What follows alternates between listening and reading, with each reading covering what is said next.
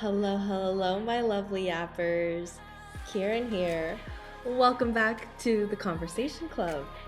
Today, we are celebrating 10 episodes. Oh my goodness, how are we here? We did it. I know I'm going to be down the line like 100 episodes, 200 episodes, whatever, and be like, oh my God, we were freaking out at 10. But I'm here. Consistency, that's key. I also did get a little bit of a request from some of y'all to see the nails a little bit better. I think I've had like 3 different sets, at least two different sets since we first started recording. So yeah, I got a new little set. I don't know if you can see it in the video very well. If you are listening to the audio, head over on Apple Podcasts. You can also tune into the video on YouTube. You can tune into the video if you want to see the nails. So come through and see the nails. It's a little bit of a like summery Zara Larson-esque inspired set. And yeah, we're trying to call in all the good things about summer. That's what we're trying to do. But anyway, I had a little bit of a request to show the nails. So with every new set that I get, which is usually about every 4 to 5 weeks, you guys will see a little bit of the preview before it goes out and gets featured in public. So anyway, what are we talking about today? Episode 10. Here we are. We are talking about Kieran's personal finance journey. We are well on our way to retiring early, which is the goal because nobody wants to work anymore. And that's very true. But I want to tell you a little bit about what I've been up to in terms of my personal finance journey, how I got here, how I got started, and maybe some takeaways that you all can either take and implement into your own lives or consider, because I want all of us to achieve financial freedom. I want all of us to live whatever life they choose to have. And that's what we're here for. That's what this podcast is for. We talk about business, we talk about life, we talk about everything in between. And if I'm not here to share the nuggets that I've learned, what am I here to do? So yappers, let's get into it. Where did I start with my personal finance journey? Well, before I actually ever took a step, before I actually told myself I was ready to learn about personal finance, I was very much in an avoidant relationship with my money, with my bank account, as I'm sure many of you either have experienced or are currently experiencing. I know it's hard. I am 100% not here to judge in any episode, but especially this episode. I know money is really, really hard to talk about.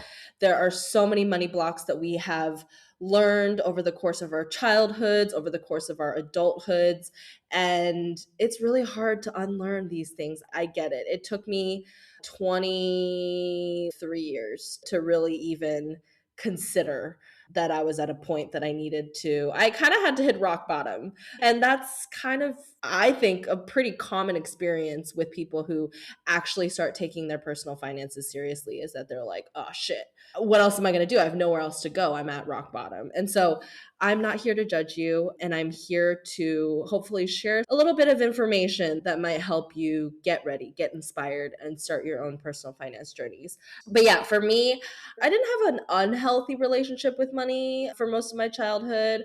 I definitely picked up some things that I'm sure I still have to like unpack and unlearn. But my relationship, quote unquote, with money started to get bad, again, quote unquote bad, around when I was 14, around the time that my mom died. And I very much, in a very, I recognize, privileged way, took the money that my family was sending me to essentially take care of myself, because I don't know how much of this part of the story that I've told all of y'all is that I, from 14 on, have been raising myself, which is probably a good explanation for why I am the way I am. But yeah, so I was in America alone, essentially taking care of myself, to getting myself to school, getting good grades, getting into college, keeping up with all my extracurriculars, getting fed, which is another reason why your girl likes takeout more than she likes to cook. Oh, cooking journey. That's a good episode. I will make a little bit of a note of that. But anyway, I started retail therapy when my mom died. I truly just put myself into, let me just buy things to feel better. And I got really avoidant with the money in the bank. I got really avoidant looking at how much I spent on my credit cards. And I didn't plan out budgets. I spent willy nilly. I just kind of hoped and prayed that there was enough money. I wasn't going wild, wild with like extravagant sort of designer stuff or anything like that. But like, I bought so many pairs of shoes. I had like a whole room full of just shoes everywhere. Quite literally, it covered the whole floor of the entire room, my shoes. And that was only a part of the number of shoes that I had.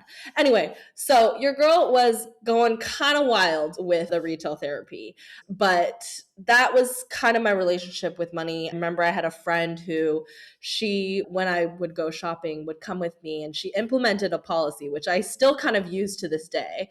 She says, is it worth $1 for every spend? So are you going to, if it's $100, are you going to wear this thing 100 times? Are you going to use this item that you're about to buy however many times it costs? So if it's $300, will you use it 300 times? If it's $50, will you use it 50 times? That kind of thing, which I always kind of thought was kind of a good policy. It did rein in my spending a little bit, but other than that, avoidance, spending, and hoping on a prayer. That was my relationship with money for a very long time. What actually started my personal finance journey was, I think I talk a little bit about this in episode 1, maybe episode 4 as well, but I lost a really big anchor client back in 2018, which was the first year. I had started my business in March 2018, and this was around October. Oh, yes, it was. It was on my birthday trip to Ireland in October of 2018. I vividly remember this. I lost my big anchor client, and I spent that whole trip over drinking, over consuming, just freaking out, freaking out. And so from the end of October, November, and December, I didn't have a plan. I didn't know what to do. I was basically just starting to dip into my savings. I didn't know where else I would go in terms of backup, in terms of extending credit, and blah, blah, blah, blah. So I had no money coming in as of January of 2019. And I knew for myself that I was like, I cannot be avoiding money anymore. I cannot be avoiding looking at my bank account. I cannot be doing what I'm doing and hoping just something else would miraculously save me from this money pit. And so I started looking into personal finance educators. I started looking into women that could teach me more about money and that could make it feel a little less scary. So yeah, women and women of color were the finance educators and creators that I was really looking into. For those of you that I'm sure know, and if you're on any level of your personal finance journey, I'm sure you've heard of her first 100K. Tori and I actually met in Seattle right around the time when she was starting that business, which is so wild, early 2019. And so I actually reached out to her and I was like, hey, I would love to like learn a little bit more from you about personal finance. And we were able to meet up. I'm actually in her book. If you ever pick up a copy of Financial Feminist by Tori Dunlap, I'm in that book. So I don't remember which page I'm on, but if you see me as you're flipping through and you find my name, I share a little bit more about exactly what I'm sharing here, my personal finance journey and where I got with that. So basically, we met up and she told me to start a money diary just to get an understanding of where your money is going and why and how it makes you feel. So you track how much you spend every day. You also write down how you feel about it so that it's not just tracking how much you're spending, but what ties do you have to this, right? Does it make you happy? If it makes you happy, then it should probably be a part of your budget. If it stresses you out, maybe not. Maybe we don't want that in our budget. Or if, I don't know, makes you feel secure. So just understanding how you feel about the things you're spending money on, that was really helpful for me to understand how much I actually needed a month to live. I feel like this is kind of the start of my real serious tracking journey, if we're going to trace it back. But yeah, it helped me understand sort of if I'm on feast mode versus famine mode, right? So famine mode is when you're just bare minimum, you're trying not to overspend, you're trying not to indulge too much. You're quite literally on the bare bones budget of like just the bills, just the essentials to live. And then the feast mode is more like, I'm feeling good. I'm feeling abundant. I'm going to go out and I'm going to get omakase every single week. And I'm going to get the premium upgrade, the VIP tickets. That's more feast mode. So doing this money diary helped me understand how much I needed for famine mode, which is like real bare bones essentials, and feast mode, which was me embodying my abundant future wealthy self.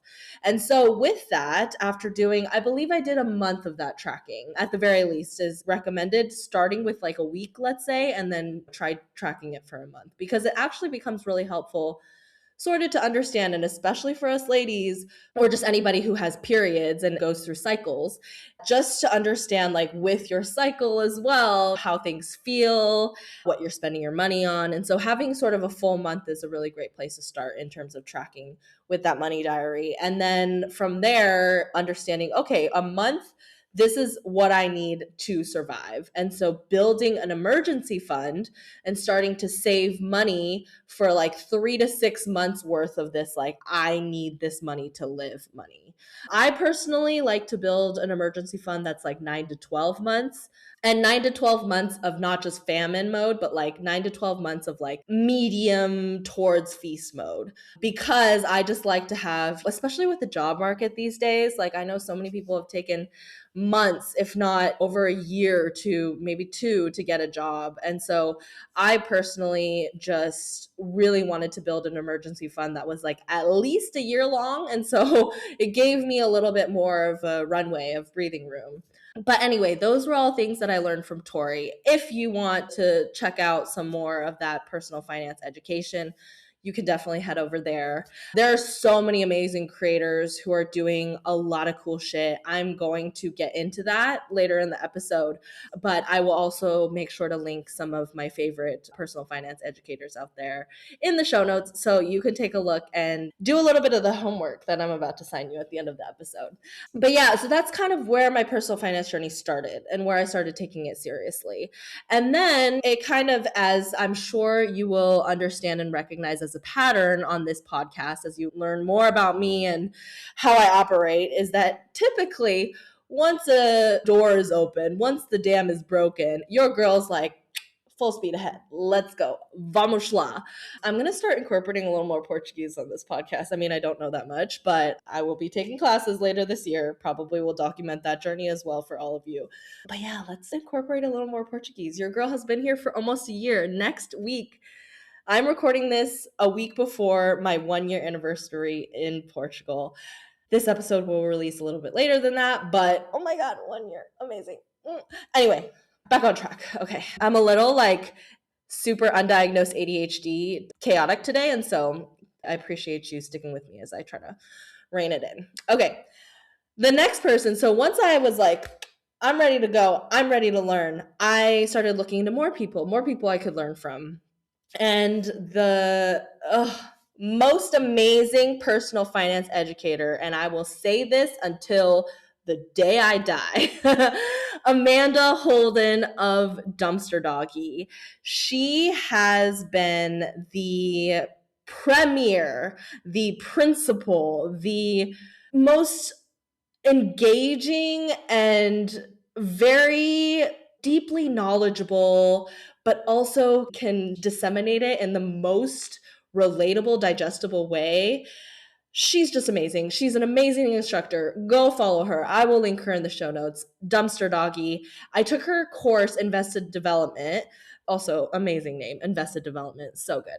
But I took it back when she was still doing live cohorts. She now has a self-paced course, but she does go through all the lessons and teaches them live twice a year. So if you're kind of like me, not a super self-paced course girly, she does go through and teach the lessons live twice a year. So it's like truly the best investment you can make. I highly recommend enrolling in Invest in Development and learning about investing, because she teaches you the terminology in like a very approachable way. She makes it really fun to learn and easy to understand. And once you learn the terminology, you realize that with money, with investing, with all this stuff is clearly being gatekept, right, by rich white men, as are so many things in this world. But one of the mechanisms of gatekeeping this space and this wealth building tool is to create scary terminology, right? Amanda does an amazing job of teaching it to you in a way that you realize it's not as scary once you realize what it means, once you know what these words mean, right? Words like asset allocation and mutual funds and distributions and ETFs and diversification, like all of those words I love to throw around now because I'm like, I actually know what these mean. And they're actually pretty easy to learn. I could break them down for you right now, but I think Amanda would do a much better job of it. So I will be sure to link that in the show notes and let you know that it is so worth it to invest in this course. Amanda breaks down the container and how to actually invest step by step, because one of the biggest mistakes that people make is that they put money into the investing account, but they don't actually invest it in the stock market. And that's a crucial step because that's the one that's actually going to grow your wealth and going to make money for you while you sleep. So anyway, by the way, I am 100% not being paid for any of this. I don't even think I'm going to be doing sponsorships ever on this podcast. I don't know. Maybe someday I will. And if I do, you know, your girl will only do things she actually believes in. I will not be selling out for nothing.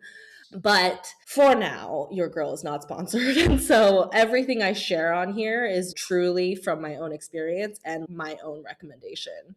All of the people that I mentioned on this podcast, I just want to help you. And I just want you to be able to have the information that I have. So invested development. Amanda holds office hours once a month. So at the beginning, I believe it's the first of the month, every single month.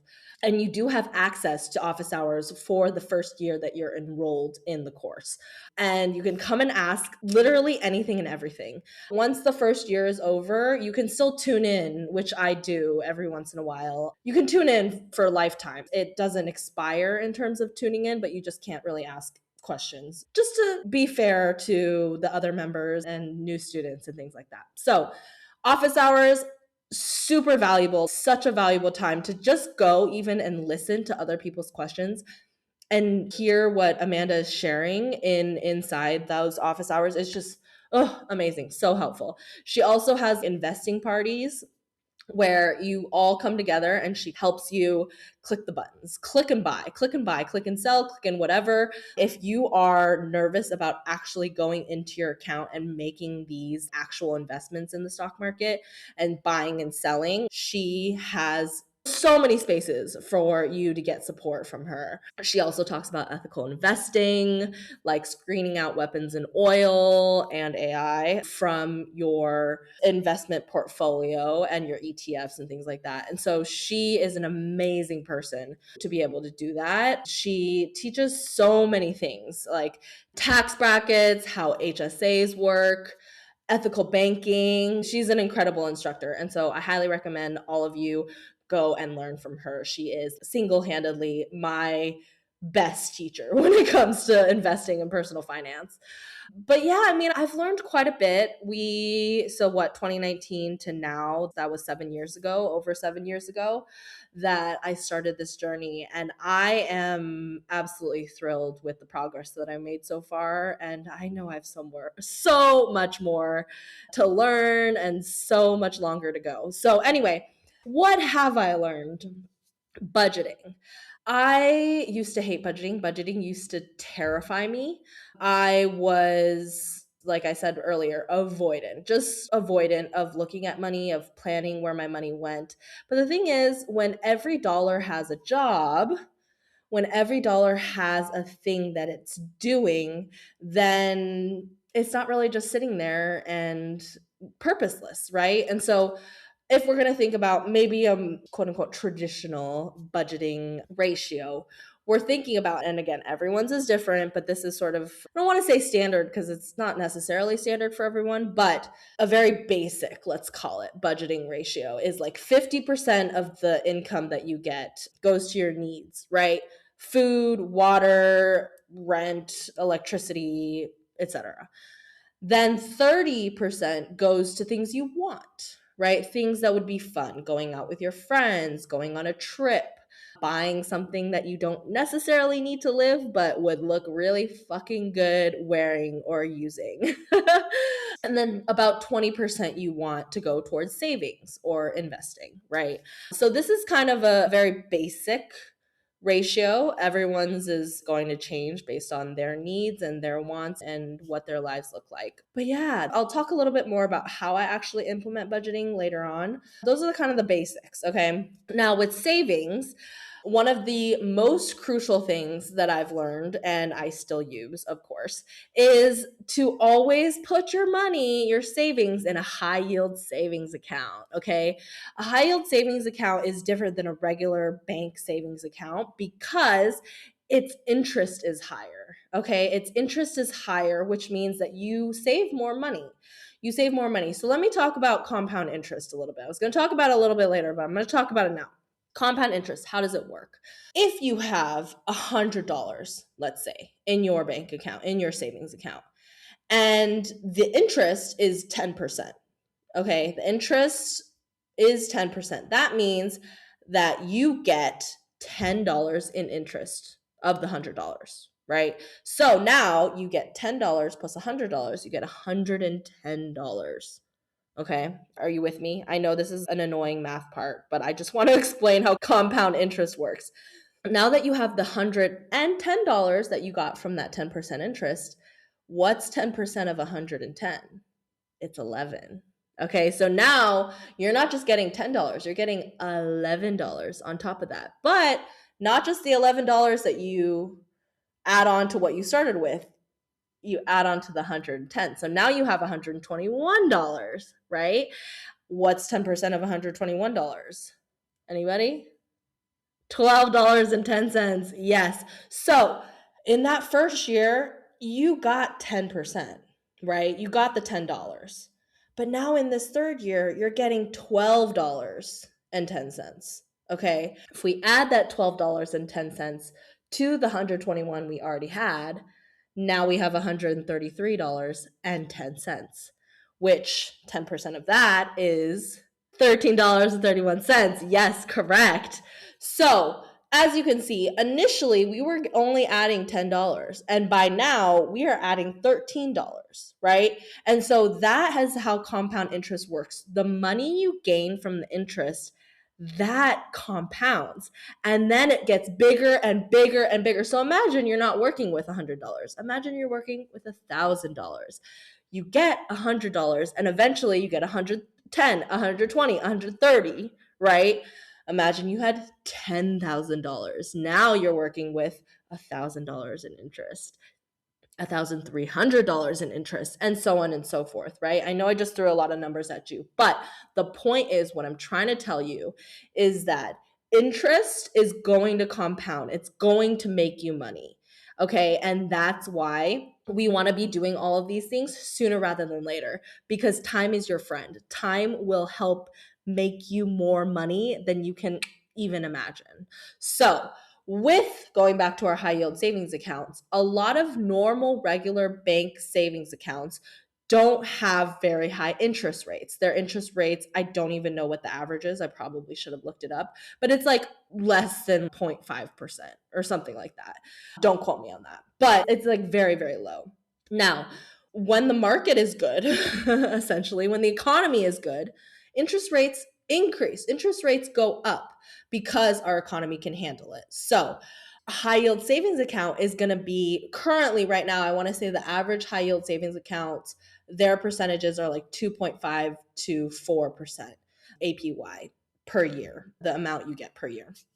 So with that, you're going to get, let's say if it's 0.5% in a regular savings account at a bank, that's what, 8 times as much. 4% is so much more, so much more, right, than what you're going to save in a regular savings account. So highly recommend. I use Ally as my bank. I'm not saying you have to, but you can definitely look up sort of the best high yield savings accounts and make the decision from there. For the most part, they're all fundamentally the same.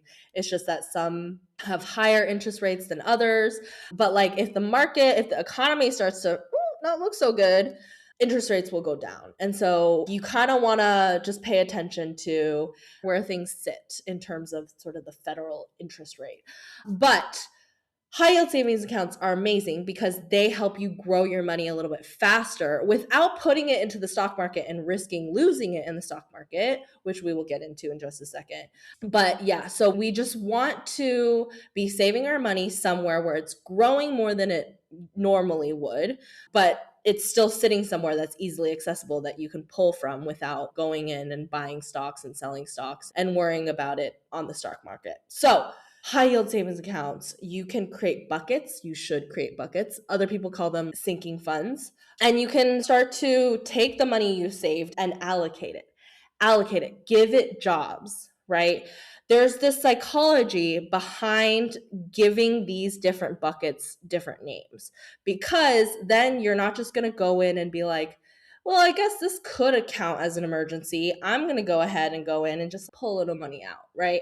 But if you label them, for example, one of my favorites is the shit hits the fan fund, which is quite literally when shit hits the fan, that's when we dip into this fund. For no other reason. If we're just like trying to go out and get a little martini with the girls, we are not dipping into this fund, okay? But you can name your buckets anything you want. So, like travel and fun, or business expenses, taxes, house repairs, health, whatever it is that you want to name it in a way that makes sense for you and your brain.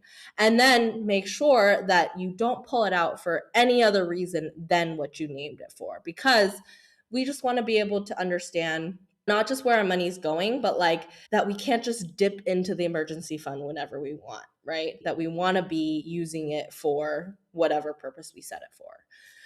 But really, at the end of the day, savings is about consistency. It's about discipline, right? I know that's a lot easier said than done, but take baby steps. Take baby steps. Okay, small steps are better than no steps. You know, some people are like, well, I don't really know where to start. Start with 1%. 1% more than you're doing now, because 1% is better than 0%. And 1% now is going to compound into more later, right?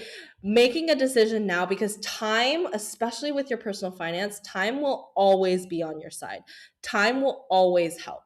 And so just start with like $1.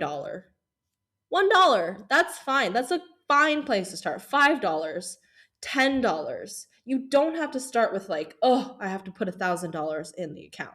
You don't. You can just start with small baby steps. Okay. And the same thing with investing, right? Start small. $10 a month invested is better than nothing. It's better than nothing.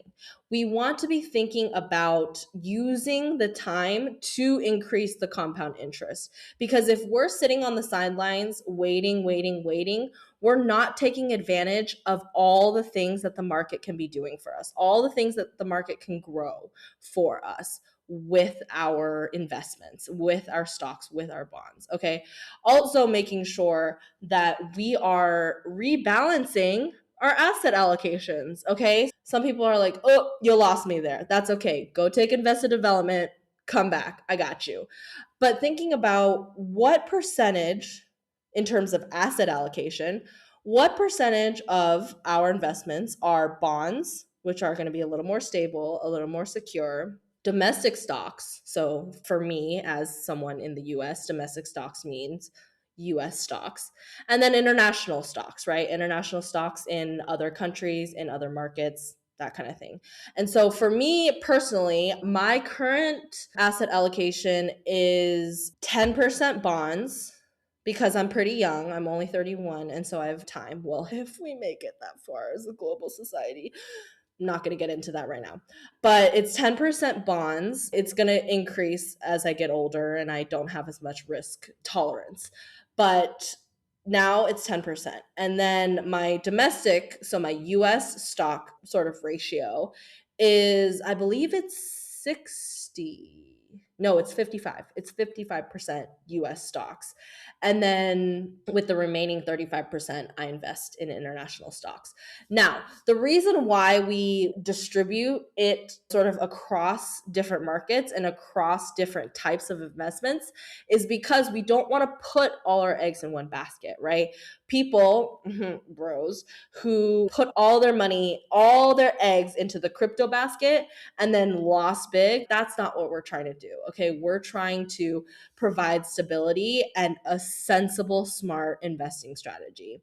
So when you're younger, obviously your risk tolerance is a little higher, right? Maybe I'm going to risk investing in this one single business versus a package of businesses because I am younger and I have money and time to risk. Versus when we're older and closer to retirement age, can't really be playing around with these dollars too much because we want to make sure we have enough to live off of, right, in retirement.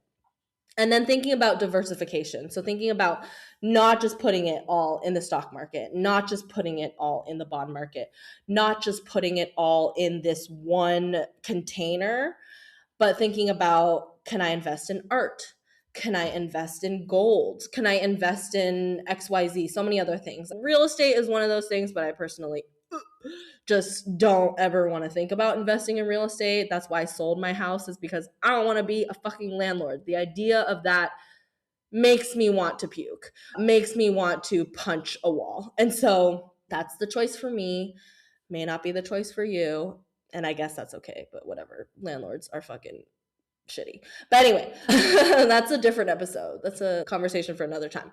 But for now, what we're talking about is diversifying your portfolio a little bit more so that it's not just, again, putting all our eggs in one basket.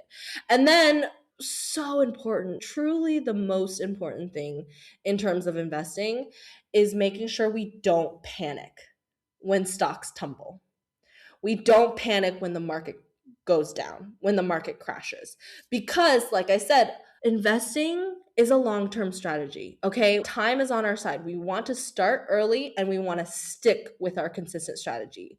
I mean, zhuzh a little bit here and there based on circumstances, but for the most part, we want to stick with our strategy because over the course of time, it's going to benefit us. Amanda does a much better job explaining this, so I'm going to let her do it. But essentially, the stock market goes up and down, right? But over the course of history, the US stock market and just stock markets in general have always trended upwards, even with the ups and downs of the year to year. Over the course of 10 years, over the course of 20 years, we see a consistent upwards trajectory. And that's important because that's why time in the market is more important than timing the market, than being like, oh, I only want to buy at the perfect time and I'm not going to invest until it's the perfect time. You don't know when the perfect time is, okay? We are not mind readers. We are not fortune tellers, okay? Even if I ask my tarot cards, even if I ask my crystals, even if I ask my ancestors, they would not be able to tell me exactly what's going to happen in the market, okay? And we cannot predict that. If someone tells you they can read the market, they are lying and they are scamming you, okay? So we're not here for scams. But when the market crashes, it is important not to panic. Okay, I know this is a lot easier said than done, but not panicking when stocks tumble is actually going to save your portfolio. Because what's that big quote that everyone says when it comes to investing? I know you're probably like, I don't fucking know. Why are you asking me? The big thing to remember is that you want to buy low and you want to sell high, right? You want to buy when it's the cheapest and you want to sell when it's the most expensive, right? Because that's when you make the most profit. And so when we panic sell, when stocks start to tumble, are we buying when it's high?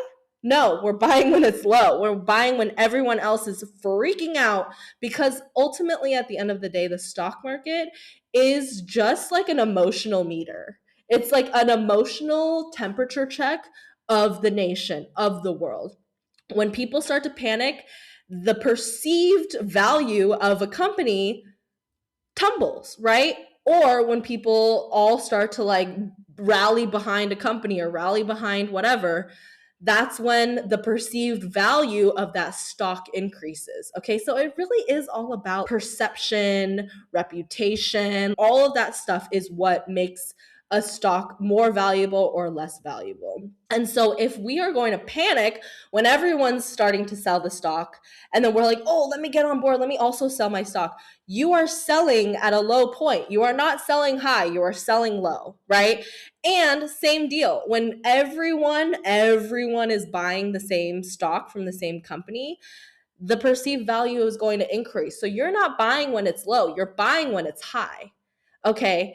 And that is not what we want to do. So for me personally, when stocks start to go down, when the stock market starts to look a little downward trajectory, I get excited. I mean, I'm not excited about my money being lost, sure, but I am excited about the fact that I can buy up a lot of stocks now at a very, very good, cheap price. It's almost like a fire sale, basically. So when the stocks start to go down, I'm like, ooh, sale time, get the girlies, and let's go fucking shopping. Get in, loser, we're going shopping. And so when the stocks tumble, just having to remember that this is a long-term strategy. Okay, if I panic every time stocks start to go down, I am going to be losing money, more money, more money, more money. So we want to just invest, let it sit, and trust that over time it's going to grow, because it is going to grow over time. It's going to look scary some years, and it's going to look scary during some administrations, but for the most part, it's going to go up. It has always gone up. I mean, can't guarantee 100% that it's always going to go up, but that has been over the history of the existence of the stock market. That's what the overall trend has looked like. So don't sell when bad news comes. Okay? When bad news comes, I mean, obviously, if it makes sense to sell and get out of there, sure, do that. But do not panic buy and do not panic sell. Don't just sell when bad news comes, and don't just buy when shit is hot and when good news and all of that is coming in. Okay? I'm going to say something. It's going to be controversial. I don't know how many men listen to this podcast. I don't think a lot, because I think most of my audience is non-men. But what I will say is that women are actually, in general, I think we all know this, but especially when it comes to money and when it comes to investing, women are much less emotional than men. They do not make their decisions from an emotional basis as much as men do, because women know, we know we're in it for the long term, right? And I know people are going to hear me say that, and they're going to be like, what proof do you have that that's true? You can't just say that. You can't just say that women are better than men, because, I mean, it's true. But I do have some evidence for you, and I will be sure to link it in the show notes. So I'm not making this shit up. But the University of Essex did a study, okay? They actually did a study where 186 people watched real life news stories that were expected to sort of stimulate some kind of emotional reaction. And then they were asked to make risky financial decisions with real money at stake. So after watching the news, men became significantly less willing to take financial risks, even though the decisions were completely unrelated to the news that they were hearing. But their emotions took over, and they weren't willing to take those risks. However, the decisions of women appeared completely unaffected by having watched the same news. Okay, this is a summary, again, of this study, but I will link it in the show notes, and you can go take a look at the entire study, how it was conducted. But the results show that while women self-report similar and sometimes even stronger emotional reactions to the news, their decisions in settings unrelated to the news appear much more stable. They challenge the stereotype that women are emotionally driven in their actions, right? Compared to men. So there you have it. There you have it. Women are better investors than men are. Sorry, not sorry. I said what I fucking said. Women are better investors, because we don't use our emotions to drive our decisions. Sure, we're going to have emotions and we're going to feel them, but we're not going to let it dictate our strategy. We're not going to let it stray from the path we know is the right one for us, right? So What point am I trying to make with that? I'm trying to tell all of you out there who are not men that you are capable of investing. You are capable of making these decisions. I know you are, you know you are, okay? So go out there and learn. Go out there and learn and start taking the steps towards investing, towards growing your money, towards building that generational wealth, because we can't just sit around and hope and pray that things are going to change and things are going to get better, because we got to get out there and we got to take action. Okay. And this is me telling you that you are more capable than most of learning this and of implementing it and of sticking to your strategy. Okay. So get out there and do it. Okay. So, what are some things that are a little bit helpful that I use that you can also use and that all of these personal finance educators are also going to teach you? Paying off debt.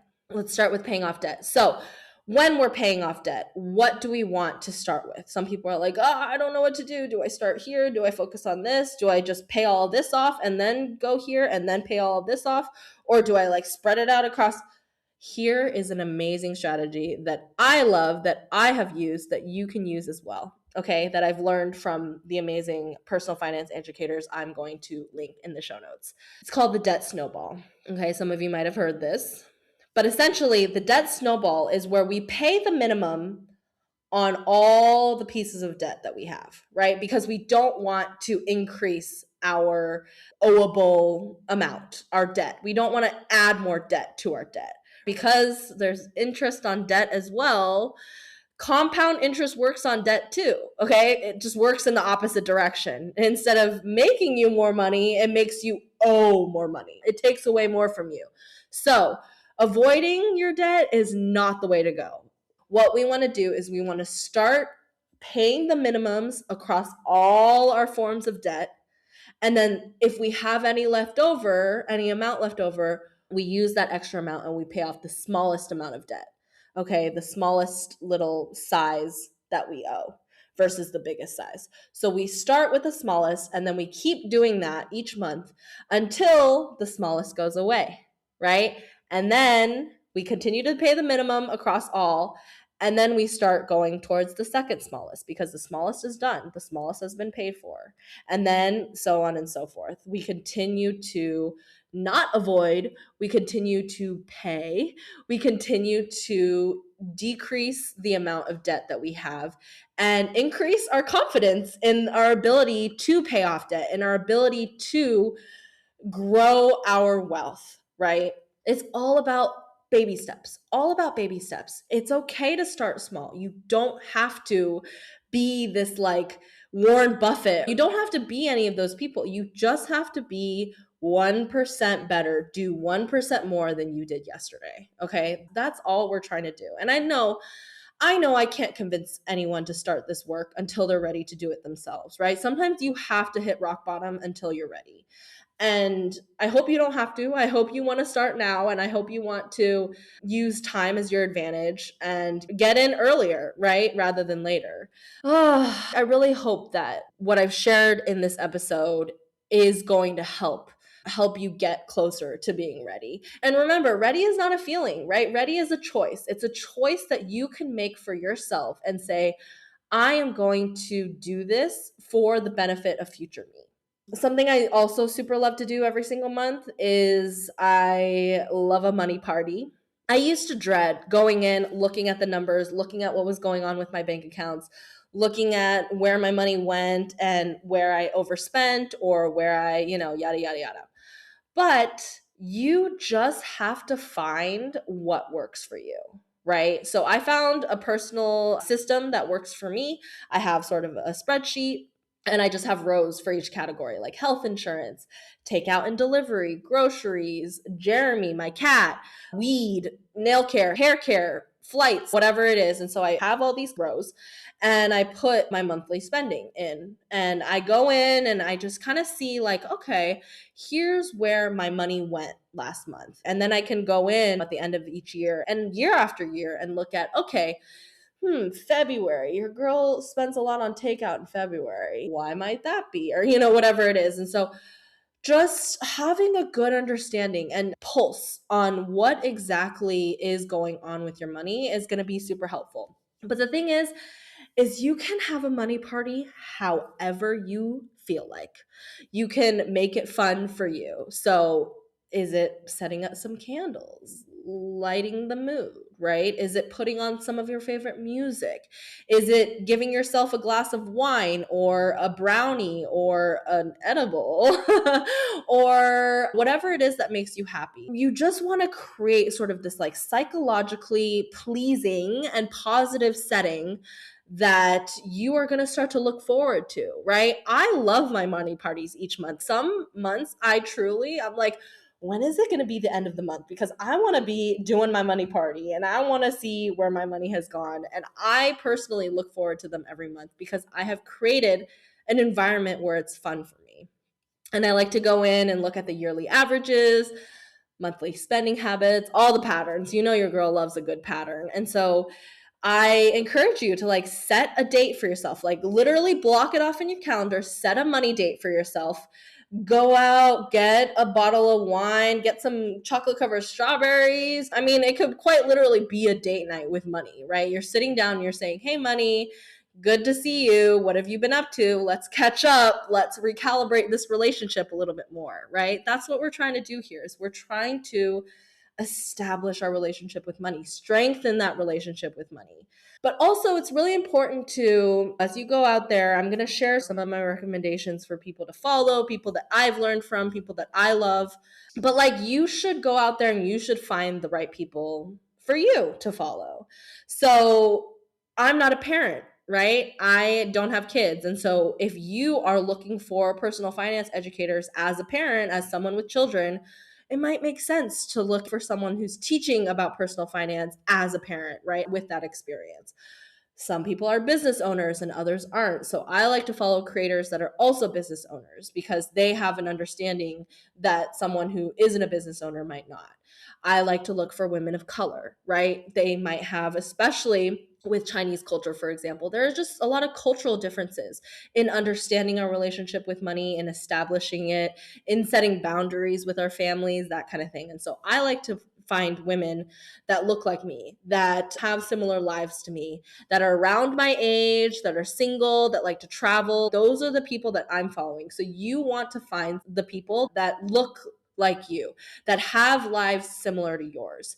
And those are the best, truly, in my opinion, people to learn from. And also making sure that they have the same values as you, right? So for me, like, I like people who are into ethical investing and ethical banking. I mean, obviously it's hard with all the money that goes around in this world that's touched by corrupt hands and touched by pedophiles and shitty people and racists and whatever. But as much as we can do, that's what I aim for. And so I like to learn about ethical investing. I like to learn from people who are anti-war, anti-genocide, anti-AI, anti-capitalist, that kind of thing. And so you have to go out and find the people that are aligned with your values as well. And just finding the people that are teaching what you want to know, right? So do you want to learn about investing?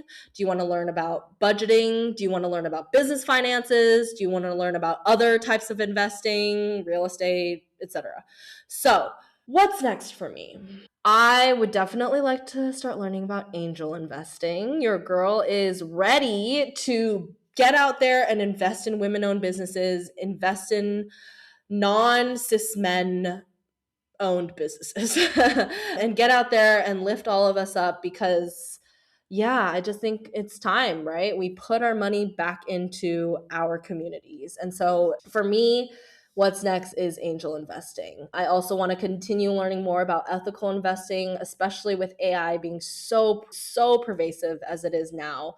I want to learn how to make sure that I'm not investing in things that I personally don't believe in and that I personally don't align with. Two forms that I've always really wanted to look into, not real estate, fuck that shit, teach their own or whatever. But for me, I want to invest in more gold, in jewelry, that kind of thing. I want to look into investing in gold. And I also want to look into investing in art. because your girl loves her art and she loves art history. And I want my beautiful apartment, not this one because this is all my landlord's art, but I want to fill my home with art that I purchased that's created by people of color, created by artists that I'm inspired by, that I want to back, that I want to support. And so yeah, gold and art are two areas that I'm definitely interested in looking into when it comes to investing. So that's a little bit about my personal finance journey. I know I was a little all over the place today. I appreciate y'all sticking with me, bearing with me. I do have a little homework for you before you go.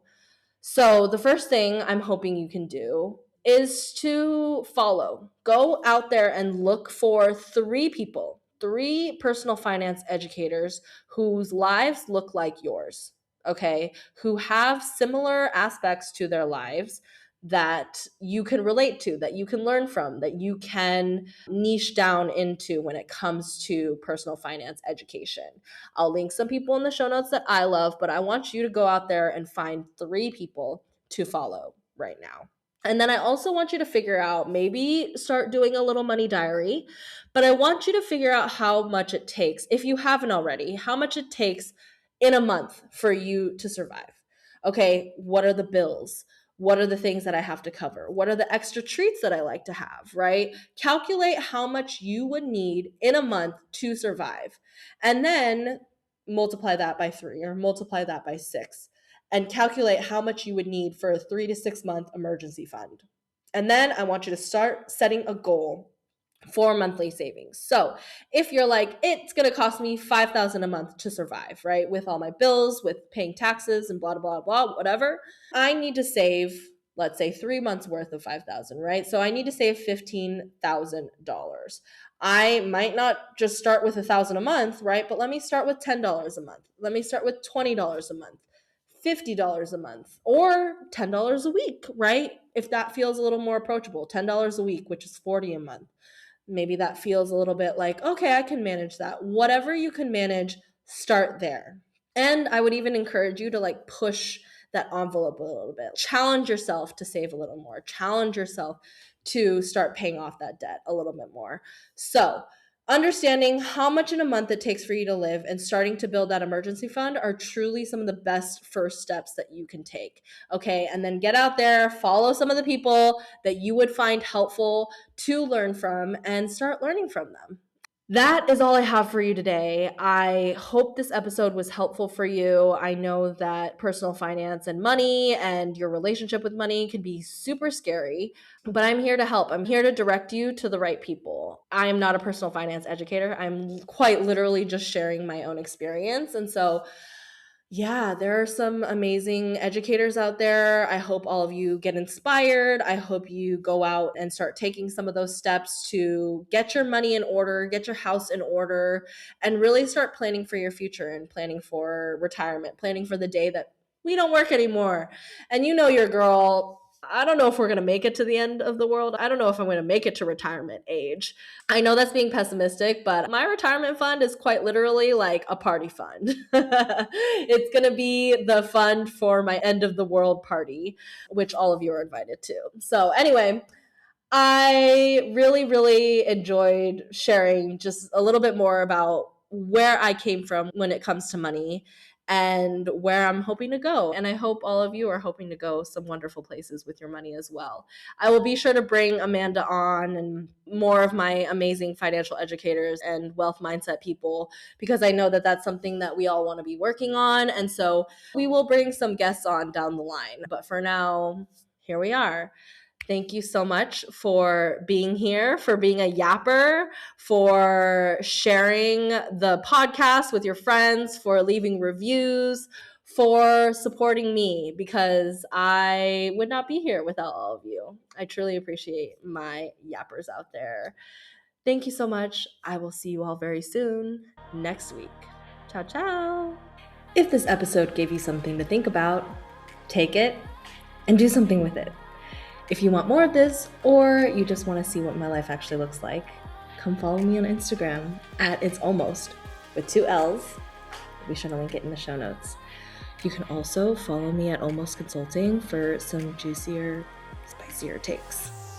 And if you're serious about getting your emails to convert, you can check out the Conversion Club, our monthly email marketing membership for founders who are ready to turn email into their most profitable and sustainable sales channel. With expert guidance, plug and play tools, and strategy you'll actually use. Check it out at the link in the show notes. I'll see you in the next episode, Yappers.